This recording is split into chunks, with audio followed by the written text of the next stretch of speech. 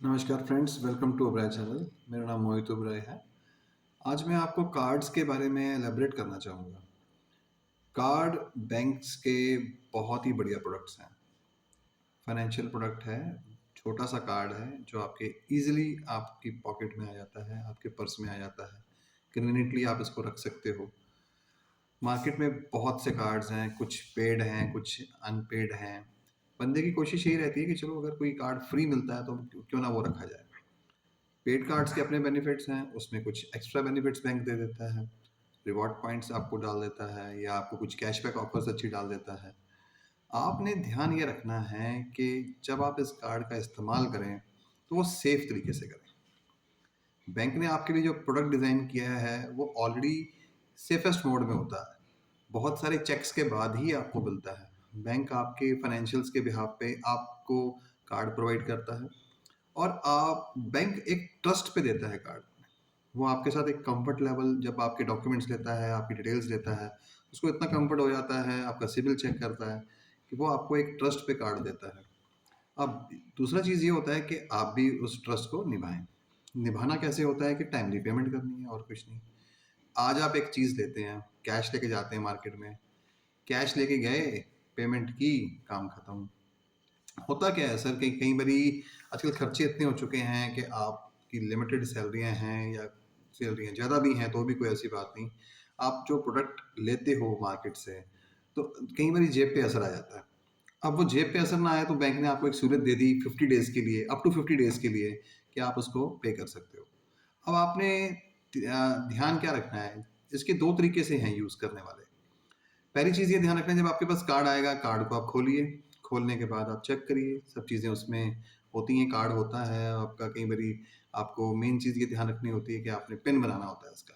Bank से आप help लीजिए, मोबाइल ऐप को डाउनलोड करिए, मोबाइल ऐप डाउनलोड करना बहुत ज़रूरी है, लॉगिन बनाना बहुत ज़रूरी है। जब तक आप लॉगिन नहीं बनाएँगे, तो आपको कुछ पता ही नहीं लगेगा। आप लॉगिन बनाइए, लॉगिन बनाने के बाद उसको आप पिन जनरेट करिए। पिन जनरेशन से आपको एक तो ट्रांज़ैक्शंस करने में काम आएगा आपको।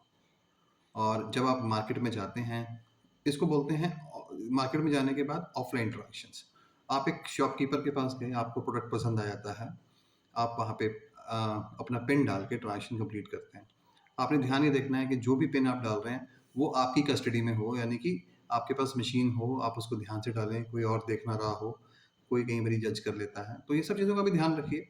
और दूसरी चीज़ होती है ऑनलाइन ट्रांज़ैक्शन, आजकल इस पे बहुत ज़ोर है। इतनी ऐप्स हैं मार्केट में, हर बंदा कोशिश ये करता है कि मेरी डोर स्टेप पे चीज़ आ जाए घर पे। छोटा-सा कार्ड मेरे इस काम आता है तो बहुत ही बढ़िया है।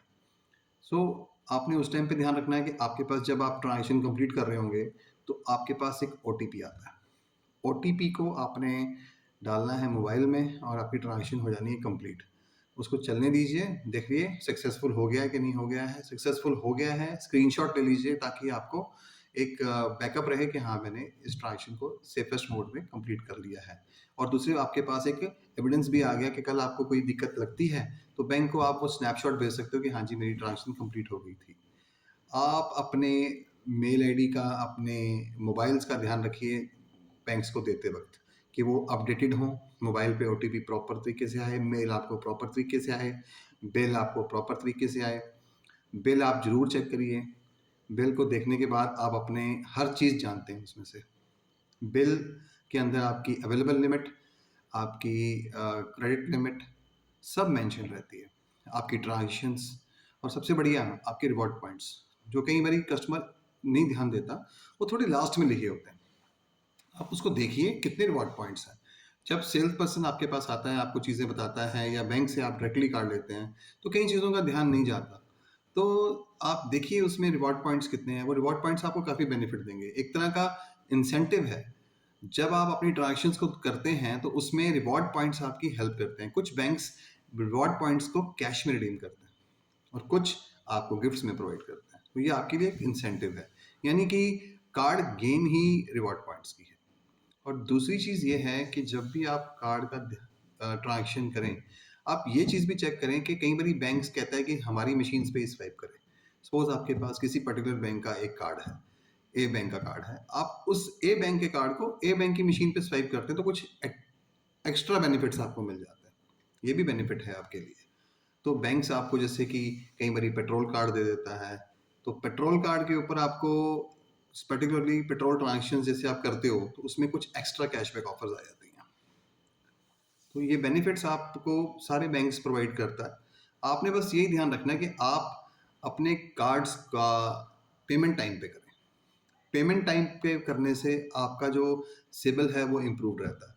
जब आपके पास कार्ड आए, कार्ड के ऊपर आपको बैंक एक मान लीजिए लाख रुपए की लिमिट दे देता है, कोशिश करके उसको थोड़ा इस्तेमाल करें, जैसे कि 20, 25, 30% तक इस्तेमाल करें। उससे आपको बेनिफिट ये होगा कि आपके सिबिल पे इफेक्ट ज़्यादा नहीं आएगा। सिबिल का ध्यान आज की डेट में हर बंदा रखता है।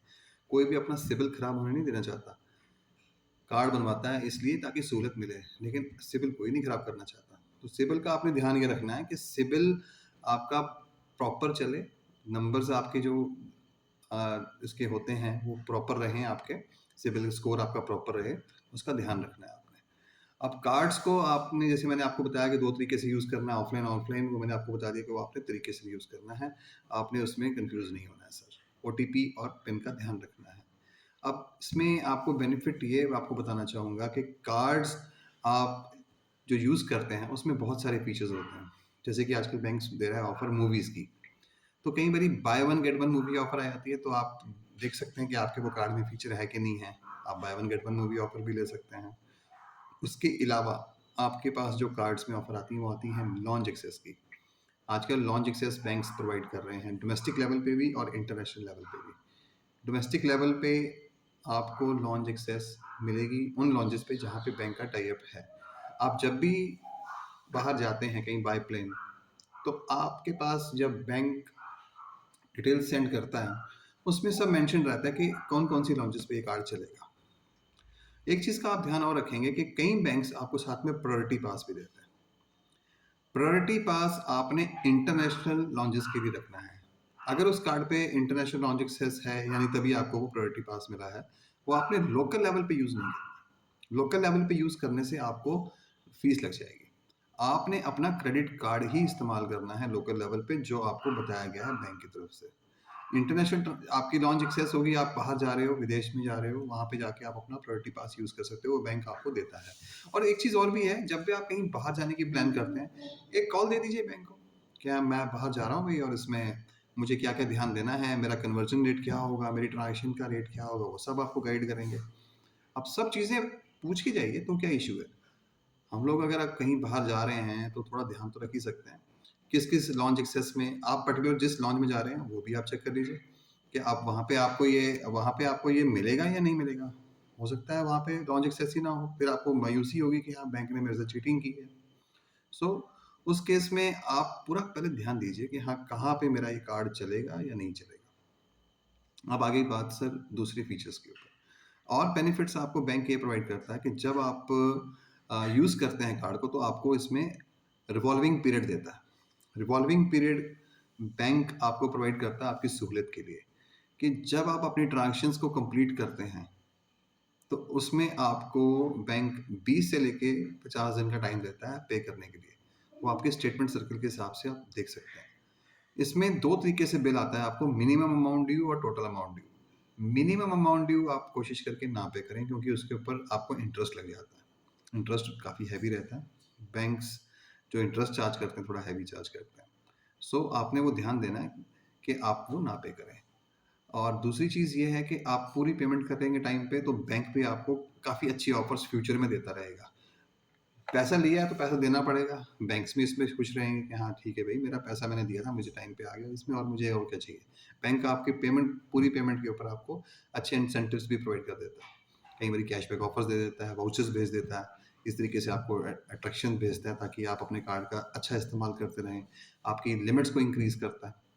लिमिट इंक्रीमेंट्स में आपको बेनिफिट ये है कि सपोज़ आपको कभी एक्सट्रीम इमरजेंसी में ज़्यादा लिमिट की ज़रूरत पड़ जाए, तो आप वो भी यूज़ कर सकते हो। अब हम लोग इसको एक तरह से दोस्ती मानते हैं, एक तरह से दोस्त हमारे पास है जो हमारे आड़े वक़्त में काम आ सकता है। तो आपने ध्यान क्या रखना है, टाइमली पेमेंट, बस बैंक और कुछ नहीं चाहता। बैंक ये चाहता है कि आप अपनी पेमेंट जो है वो उसको टाइम पे दे दें। इससे ऊपर कुछ नहीं है बैंक के लिए। सो इस वीडियो में मैं आपसे यहीं तक शेयर करूँगा। नेक्स्ट वीडियो में मिलते हैं। मेरा चैनल सब्सक्राइब करना ना भूलें, ओबराय चैनल, मैं आपको लिंक शेयर कर दूँगा। Thank you so much.